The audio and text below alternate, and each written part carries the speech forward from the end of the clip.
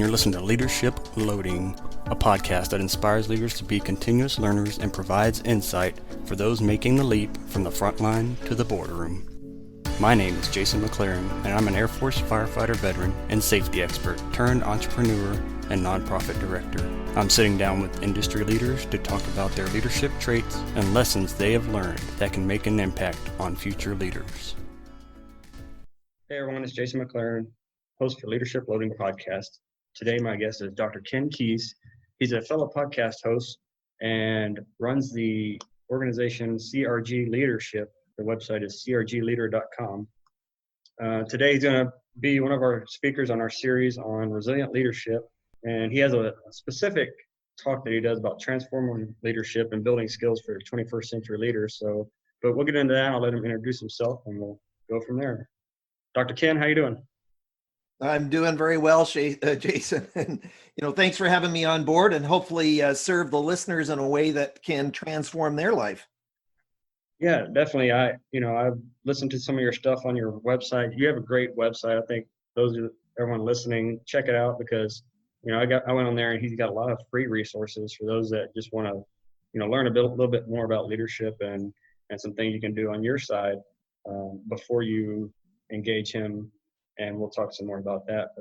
But Dr. Ken, like I said, we're talking about resilient leadership, and I liked you have that one session you do on transforming leadership and building those skills. So can you talk about or what is the process for defining your purpose when you're wanting to be a leader?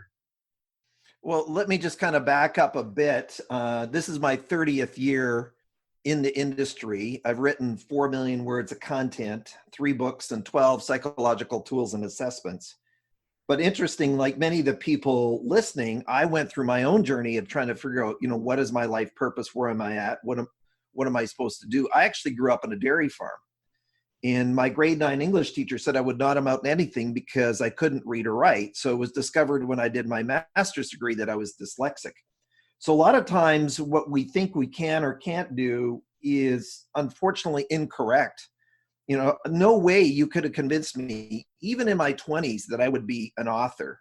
Are you kidding me? Get my doctorate degree? In fact, my family, because your family of origin sometimes hinders you, right, Jason? Yeah. They said, we're never calling you doctor because that's not how we see you. So when we think about life, here's the stats, and it's an unfortunate numbers out there. So Gallup did this study many years ago, but it was 142 countries. And they said, what percentage of people are engaged in life? And when we say life, in work.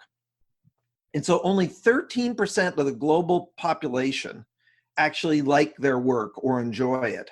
So 87% don't. And clearly it was almost 50% which were actively disengaged.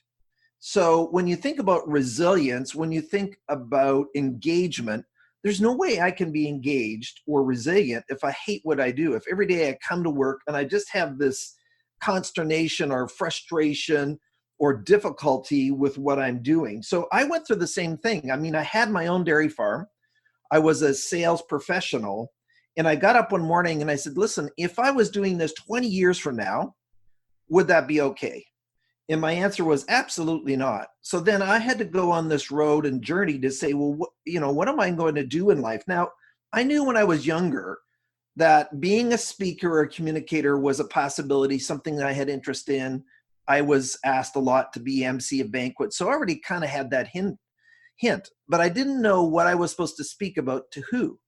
So for everybody listening, part of the reason to clarify your purpose is if 80 or 90% of the population dislike what they do, there's no way that you can stay engaged. There's no way you can sustain engagement. And the reality is, if you love what you do, it's not as much work. Yes, we need to be in a space that I'm skilled. Just because I'm energized, Jason, about flying and I've never been to school, you're not going to fly with me. So purpose is actually the first starting point to resilience or life clarity. When Brendan Bouchard wrote the book, Habits of High Performers, and he identified the 6 habits of high performers, the first habit was clarity.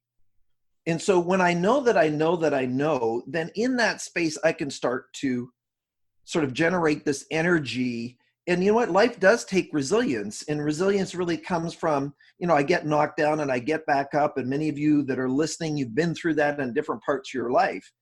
But just recently, I did a conference as a keynote or conference speaker around the world. I did my over 3,000th presentation to a group of about 150 people in the room.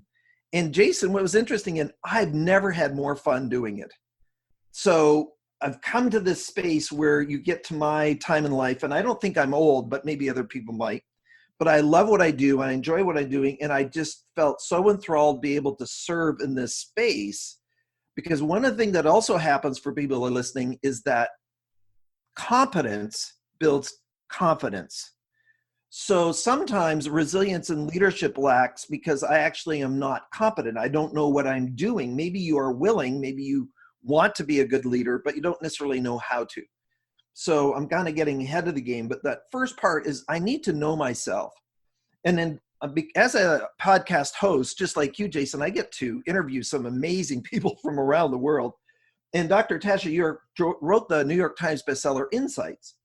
And so in her book, she really was outlining the fact that one of the number one meta skills in the 21st century for all of us is this whole concept of self-awareness.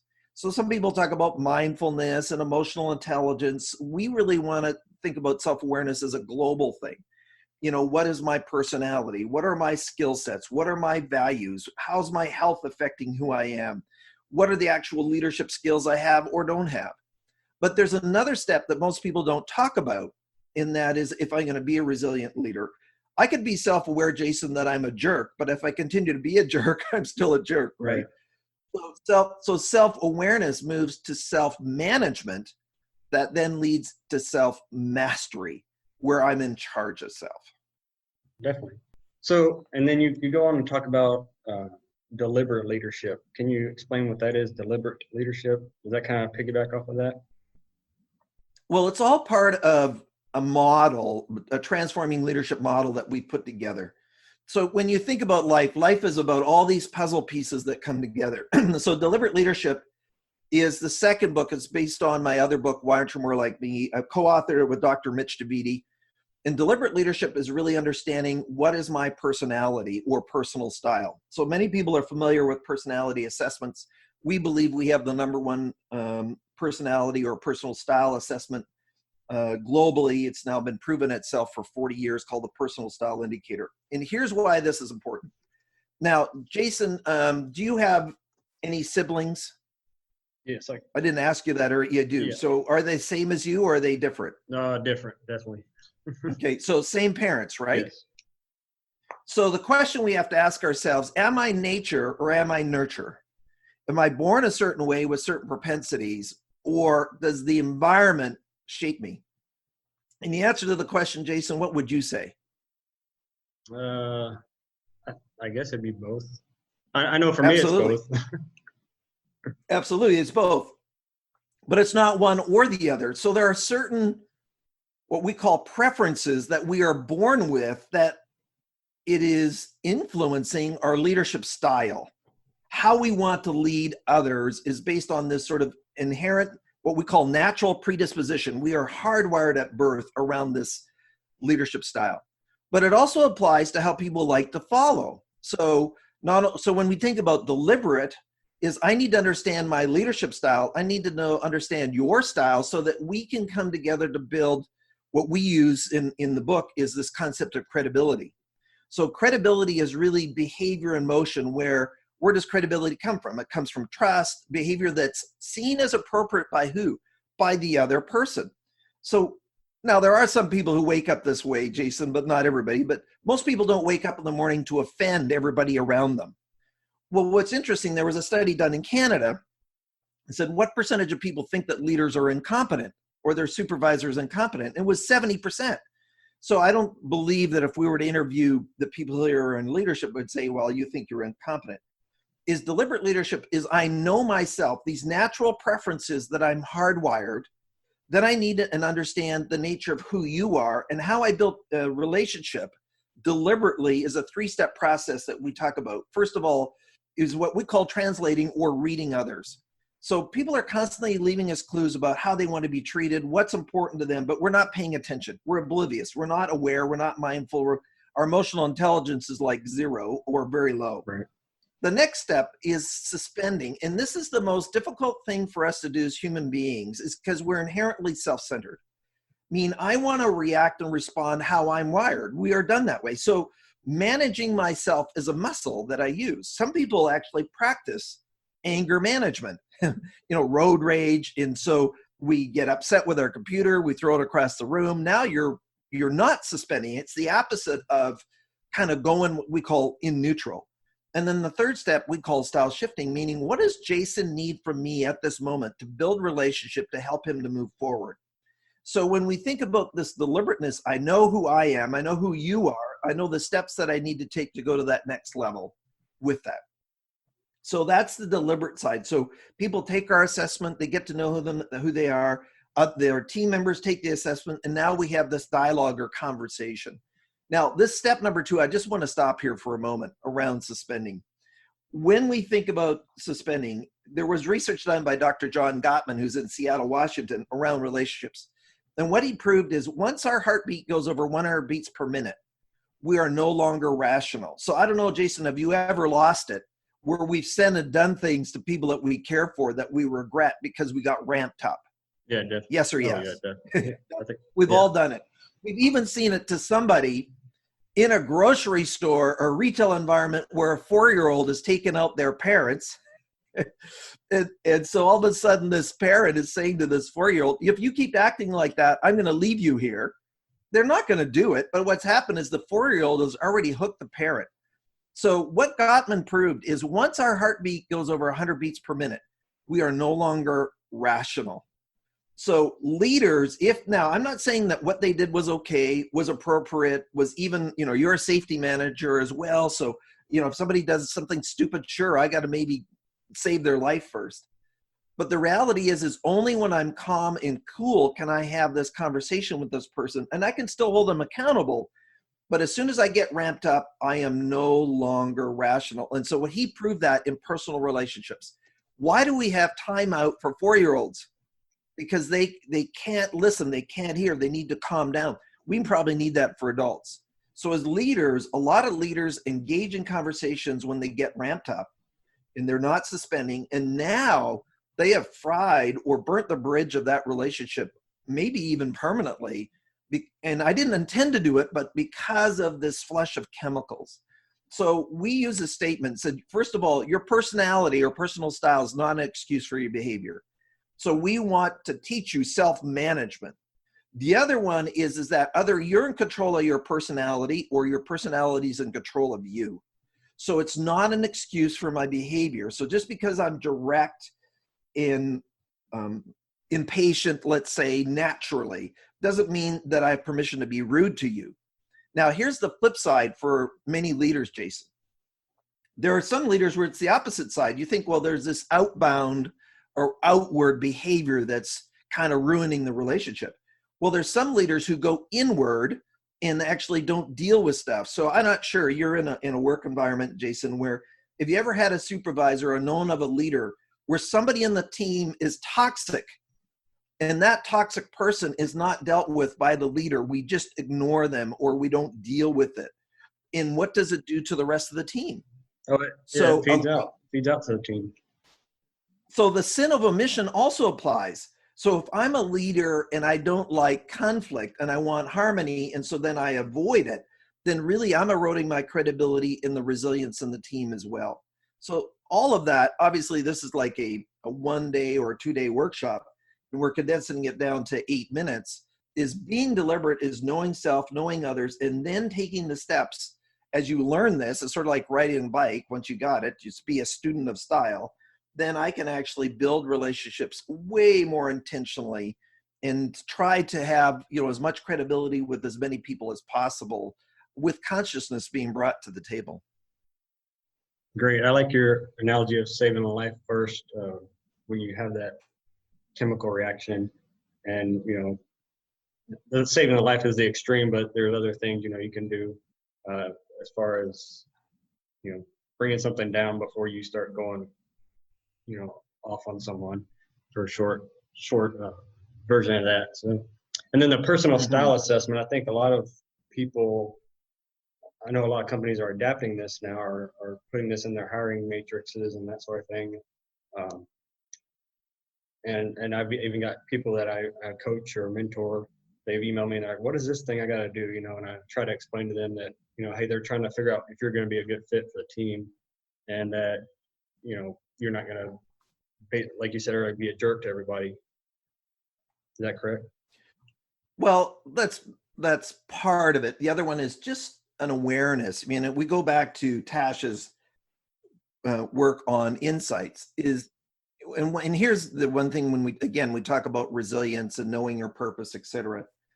In her research, 95% of people believe that they know themselves, Jason, and how I come across to you and your opinion of me is congruent with how I see myself. That's 95% of the population.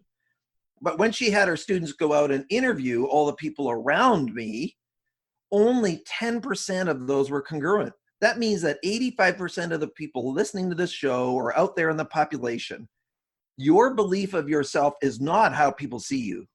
It's not congruent. And so this self-awareness bubble, or, you know, we are deluded, I guess, in how we think about ourselves and what we think we're doing is not congruent. And so that's the work we have to do. So paying attention to ourselves. I remember interviewing and having dinner with Dick Bowles, who wrote the book, What Color's Your Parachute? He just passed away at 92. And I said, you know, why do we still have so many people confused about who they are, what they're doing? And this confusion erodes resilience, which is where we started this whole show. And he said to me, because he had 50 years in the career development space, he says, Ken, he says, the reason that we have this is that people are not willing to do the work. You know, back in 1989, when I got into this profession, I hired a coach before coaches were big, and I'm in Vancouver, Canada, and I was traveling down to Seattle. It was a 2.5-hour drive one way. And I went down to see Mike, and this is before email. So some people say, wait, man, email's not that old, right? Actually. It's only 20 years old, right? So I was traveling down there for 6 months to work with him to help to get clear of who I am. And that was transformational for me. And then that led to my life purpose statement. And my life purpose statement is to help others to live, lead, and work on purpose and help them to realize their potential. I mean, I think the saddest state, as you started this whole show, is to have individuals who are not fully engaged. And resilience, again, is required to live life. And so when I know who I am, then I can actually bring more energy. One of our other assessments, and is actually mentioned in my book, Watch More Like Me, is around values clarification. So when we do our values, we have a values preference assessment. We have 10 assessments lead into 12 tools. This assessment is measuring my motivational or behavioral values. These are values that they need to be present for me to feel fulfilled. So there are several research studies that actually verified when I know who I am, my stress level actually goes down because now I'm not, and again, I don't have that confusion. So cortisol levels drop. There was another study, I think it was University of Chicago or Toronto, which said that my resilience goes up when I know what my values are. My ability to take negative feedback increases because I'm secure in who I am. And my objectivity increases because I'm not trying to pretend to be somebody else that I'm not either.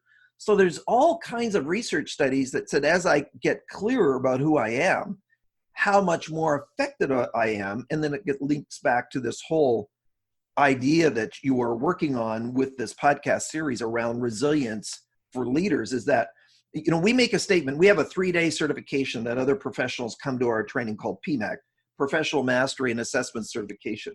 And I make a statement in our 3-day certification is this, is my ability to serve others is equal to or less than my own development.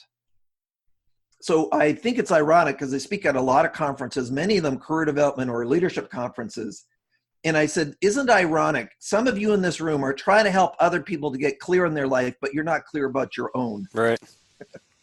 So how could I lead other people or encourage other people or coach other people or counsel other people to get clear about their sort of important things in their life when I don't even know that myself. Yeah, absolutely. Absolutely. Yeah, it's like these gurus that try to teach or do these online classes on something that they don't even have. So that's great. Good stuff. Good stuff.